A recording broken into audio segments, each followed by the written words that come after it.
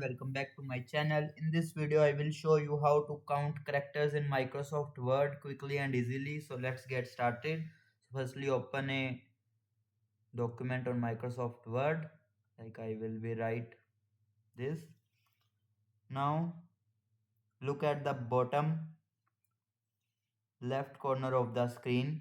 You will see the word count. Here it is. Click on it. A word count window will open. Here you will see pages 1, words 19, characters without space 196, with space 207, paragraph and lines. Now the second method is using review tab.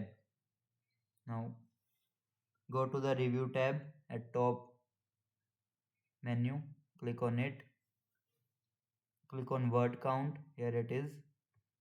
The same word count box will appear showing character, word, pages and more.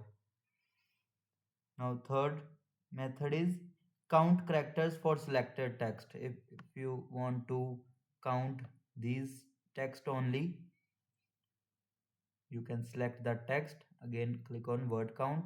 Here it is. You will see two words, pages 1, characters. And that's it, how you can count characters in Microsoft Word easily.